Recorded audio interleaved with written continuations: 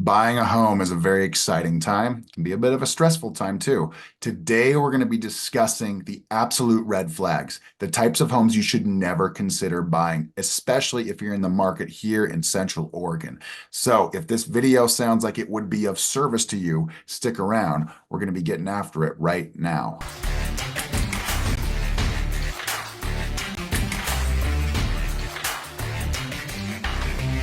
Hey, if this is your first time to the channel or your 50th, it doesn't matter to me, and you want to know everything there is to know about living, eating, sleeping, working, playing, what type of home you should buy, what type of home you should never consider buying, or if you're in the market to sell here in Central Oregon, then subscribe to the channel and tap that notification bell below so you can be the first to know about the current market happenings here in Central Oregon. My name's Ryan. I've lived in Bend for over 30 years. My business partner, Zach. We get calls and texts every day from people just like you looking for help on making their smooth move or their smooth transaction here in Central Oregon. So whether you're looking to make that transaction in 9 days or 90, it doesn't matter to us. Give us a call, shoot us a text, send us an email, set up a Zoom. If you're local, let's go grab coffee somewhere. So today, what we're going to be discussing as it relates to buying a home is the red flags that you must be privy to. You must be aware of before you even go into the process of starting to look for homes. I get it. It's a very exciting time. It's a very emotional time. Sometimes you got to check the emotions at the door when you're going through the process of making a purchase and just be completely logic-based thinking and just business-related thinking as it pertains to making that purchase. And then you can get excited once you're done with that purchase and the transactions history. So without further ado, let's talk about the types of homes I would never consider buying. Number one, okay, a home that's over 100 years old. Frankly, a home that's 90, 80, 70, all these homes that are really old, that have been through different eras of time in our history, that had different building codes, different types of products, different types of appliances, different types of electricity and electrical related products and plumbing related products. All that time has gone on and the structure, the bones still remain. But what else remains underneath the surface? That's the big question. And so, frankly, a home here in Central Oregon that's over 100 years old, well, Bend was incorporated in 1905, Redmond 1910. There are hundreds, if not thousands of different homes that are over 100 years old. And frankly, they've gone through many different eras of time and they've had many different owners. What type of work has been done? What type of work is yet to be done? What type of deferred maintenance still applies to the house? It's a very interesting thing, and it's something that needs to be considered. If you have a great inspector, that's amazing. But frankly, he or she can only point out what is going on with the home. You're going to have to do a lot more due diligence. And if you're not prepared for what may be coming as a result of an old house, lead-based paint, copper tone wiring, electrical panels that are 30, 40 years old, that are way past code, that have a propensity and history of catching on fire. There's all kinds of things. You could be walking through a home and you could be stepping on a floorboard that is soft and is ready to just punch right through the subfloor. I mean, there's lots of things that come up in these old homes. I was recently going through a home with a client, and the bathroom looked like it had been renovated, but the rest of the home was just left. And there's just certain things here. They put touch-ups on the paint here. They put a new appliance over there. It looks okay. The windows themselves won't close and open properly. There's all kinds of things that come up as it relates to buying a 100-year-old home. And frankly, there's a lot to like as it relates to making a purchase of a home that's 100 years old. The location usually is very central in a small town, a much smaller town 100 years ago than it is today. The charm, the design, the aesthetic appeal, it's very original. There's nothing else like it. And frankly, a lot of people love old homes for that reason. I like old homes. I like walking through them, but do I want to live there? I don't know. It would just always make me wonder, even after a thorough inspection, what else is here? Inspectors can miss things. And frankly, if it's that old, there's a good chance that there's going to be problems that pop up over the course of time that you otherwise were not prepared for. So that's why it's a red flag for me, and that's why it's something that I would consider a no-go when it comes to purchasing a home. Home type number two that you should never purchase, a home that's been flipped recently, or frankly, a home that's been turned over multiple times in a very short amount of time. There's a lot of ambitious investors out there, frankly, a lot of inexperienced investors out there that have a little bit of money that want to go buy a home. They feel like they can buy an older home or a home that's worn down or has some deferred maintenance, and they can make that purchase, and they want to cut corners to save on their expenses so then they can later flip it for a profit. If that's happened many times, you're able to actually kind of get an idea as to what the level and quality of the work that's been done within the home is by just walking through it. If you're walking through the house and you're able to see things with your naked, untrained eye, like say the countertops seem uneven, or the backsplash seems like it wasn't done properly, or the cabinets are a little bit off tilt, off kilter, there's soft spots in the floor, or the molding down by the floorboards is off, or it looks like it's done by by not a professional, by an amateur. All those little things are to cut corners and to save money for that owner so they can later flip it for a profit. But what about the things that you otherwise would not see with a trained eye or an untrained eye? I mean, an inspector would have to go underneath a home. Are you going to go underneath the home and check it out? Are you going to go into the attic and check out the attic?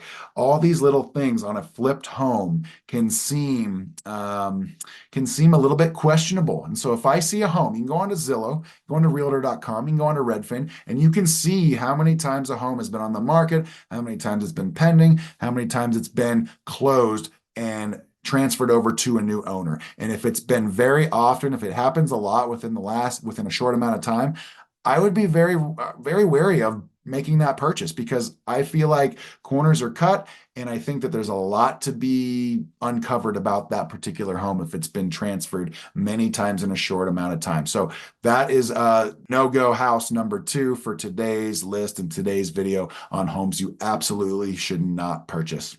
Home number 3.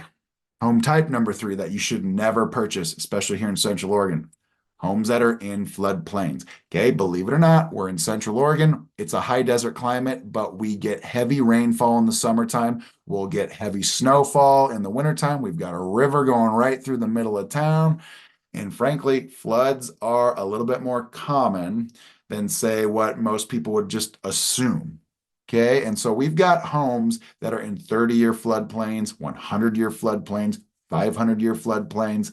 There's actually 3,500 plus homes in Bend that are in a 30-year floodplain, meaning that there's a decent chance that there could be a flood within those homes in the next 30 years. That's almost 10% of all homes that are available in Bend. And so that's something to consider, especially when you're doing your due diligence. And oftentimes it's overlooked because people that are coming into Bend, or they already are in Bend and they're considering making a purchase, they don't even think about the floodplain aspect of it. And we'll get these heavy rains in the summertime, and they just come violently down from the sky, and they can add up, and it can build up, and we can get ourselves a little bit of a flood. It's short-lived, but it's just enough time to cause some damage. Same thing can happen in the wintertime when pipes are freezing and then they're bursting, and then all of a sudden you got a flood inside the home. Things like that can happen. And so they're all things that need to be considered when making a purchase. But if you're in a floodplain, okay, that just adds to it, okay, especially in certain areas of town where the floodplain is just most prevalent. 30-year floodplain, okay, obviously something to be considered. There's 3,500 of those types of homes. You definitely want to be aware of that home if it's in a floodplain before you make the purchase, so you can decide if it's a good choice for you. Not for me, but it could be for somebody else. So that's number 3 on homes I would never consider purchasing. Home type number 4 that I would never consider purchasing. Real estate is about location. You can't reinvent a location, right? So if a home is cinched up against a railroad track or a busy highway, I would be very weary about making that purchase. Okay, I think about the resale the day I make the purchase. Most people don't do that. They are so excited about getting their hands on the keys and then calling that home theirs.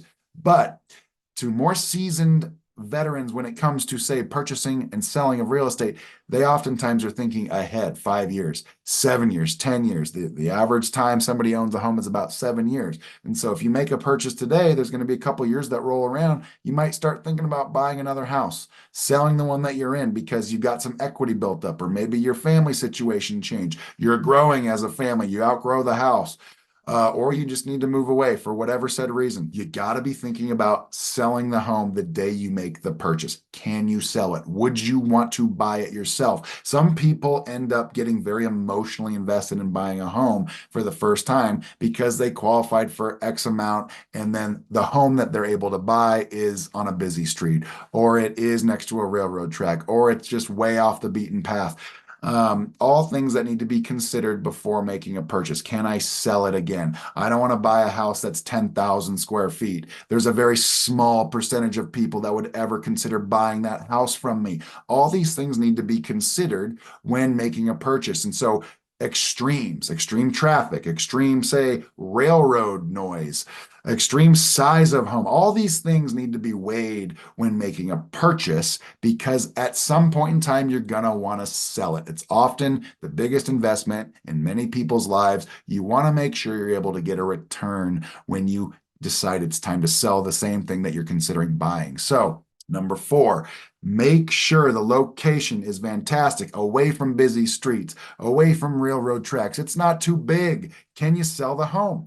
And if you feel like you can't sell the home, there's not a collection of a large group of people that would be interested in this home, stay away from it. All right.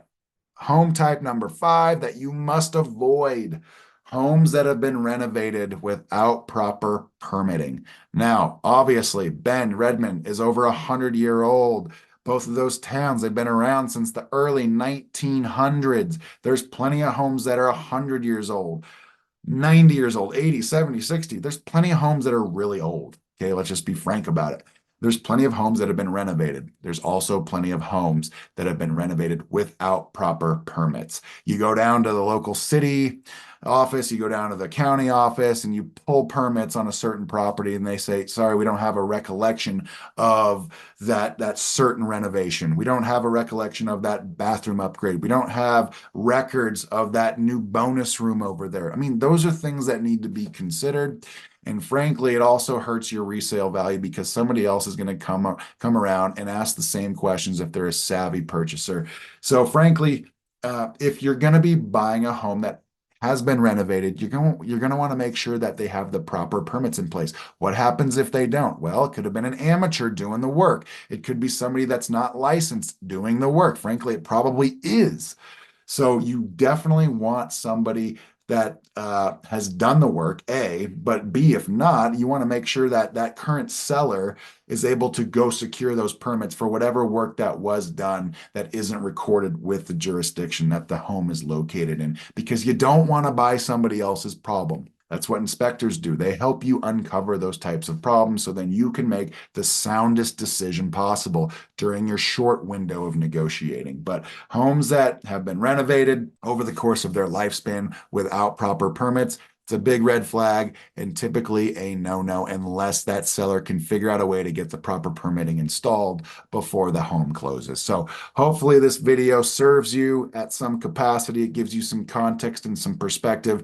I know buying a home is a very exciting and emotional time. Sometimes it's important to just kind of check your emotions at the door while you're going through that due diligence process, making the proper decision. And then once you finally make that decision, that's the correct one, you can get excited about fixing up the house and making it what you want it to be and all that stuff. But yeah, those are the 5 red flags for me, and I hope it serves you well. If it's your time to do some sort of transactional activity with real estate here in Bend and Central Oregon, reach out to us. We're happy to field a call, text message, email, or Zoom call. If you're local, let's grab a cup of coffee and we can talk about your situation face to face. My name's Ryan. I'm a licensed broker with eXp Realty. Thank you so much for watching these videos. If you haven't done so, like it, maybe subscribe to the channel, and we will just plan on seeing you guys on the next video. Thanks and have a great day.